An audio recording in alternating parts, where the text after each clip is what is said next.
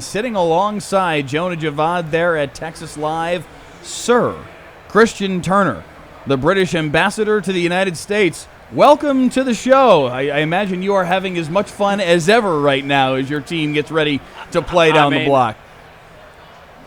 It is wonderful to be with you here. Look at this crowd behind me. Everyone is having the best time. This is a huge afternoon for us. The excitement is building. We can't wait for kickoff. But they're all just getting stuck in. I have two teams, remember. I have England and Scotland. So seeing how the Tartan Army went in Boston, you are giving them the best, the best Texan welcome down here. Are they like your children? You can't pick a favorite. You have to support them equally. Yeah, I've got to be very diplomatic. It's like when people say to me, "Who's your NFL team or who's my EPL team?" The moment I answer that for the English Premier League, I'm going to annoy a lot of people. So I've got to be a bit diplomatic. But today it's easy. Go England. Well, it's a good thing you're a diplomat.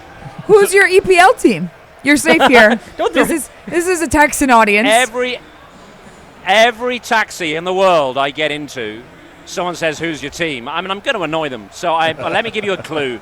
I'm from South London, so that's going to narrow it down pretty quickly for those of you who follow the EPL. Okay. Who's your favorite NFL team? Well, NFL, I'd go Washington, wouldn't I?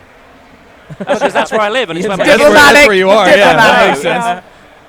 That won't go well down here, but that does make sense. Exactly. But I'm a bit worried about Harry Kane, because you know that Harry is a big Patriots supporter. He was at one of the Super Bowls, wasn't he? So our captain, one of the world's great strikers, such a leader.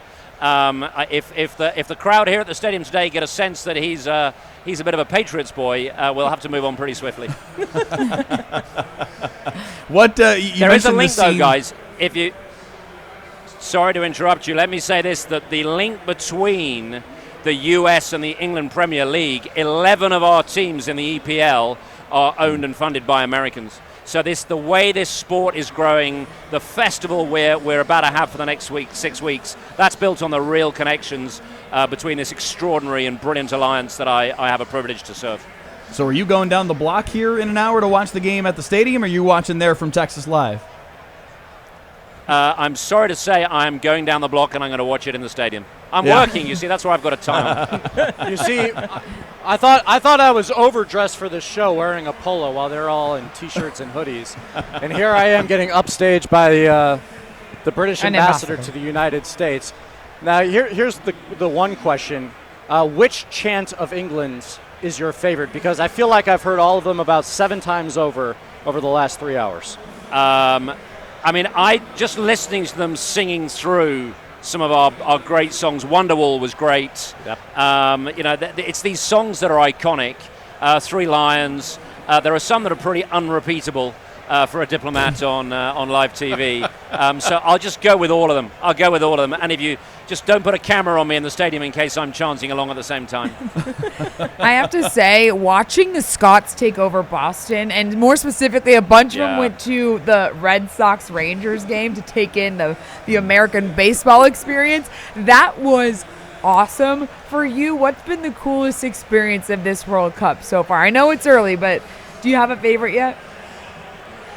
Yeah, look, it's early. It's early days.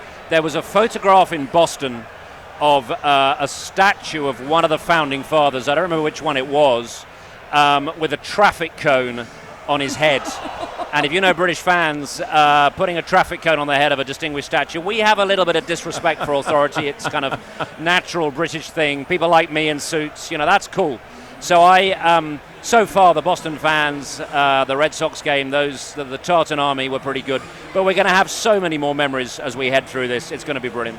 They just wanted a little payback for 1776, I guess. Is that where that came from? The Tea Party? Yeah, small disagreement, 250 years ago. And then there was the attempted redecoration of the White House in 1812. We'll skip over that pretty quickly as well. You seem to do enough of that these days. Actually, there's a couple of fans out here wearing George Washington wigs. You've got to get a photo with them. It's pretty cool. Jonah? Real quick, I'm just curious because... Go ahead. No, sorry. We're on a 2-second delay, so we're playing a lot of this ping pong. I just have one question for you, sir. Is it coming home? It is coming home. Football's coming home. 60 years of hurt. Can we update that track? We would love to update that track. I used to sing it when I was a kid. It was 30 years of hurt, and now look where we are. So 1966, it's deep in our national culture, the story we tell of ourselves. So I look forward to seeing you on July the 19th. Hey. On that note, though, because I do want to ask, a lot of Cowboys fans are halfway to that 60. What advice would you give them on this journey here? Keep the faith. It's the hope that kills you, isn't it? It's the hope that kills you. This is the best moment before kickoff of the first game. So get yourself too excited. Just keep going. We are 32 years on from the World Cup being here in the States in 1994. That kind of set the hook for American soccer fans and started to build the soccer culture in this country. Obviously, MLS followed a couple of years later. Now for it to return to the States and obviously North America in totality, what do you want American sports fans to take away from this month-and-a-half experience to really jump in with both feet to the game of soccer? Yeah, look, it's a really good question. So there's a couple of things. This is about connection. The beautiful game is about connection.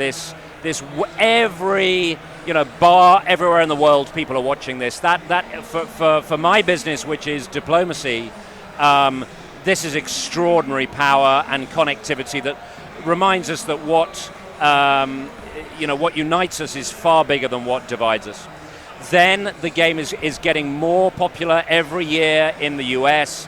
I follow the growth of the youth game. You've got hundreds of thousands of kids playing in tens of thousands of clubs, and the women's game. So this is a real spread in the UK. The England Lionesses have had real success in the Euros tournaments. The US women's team are world famous. So I think there's a real inclusion. There's a real excitement that can grow.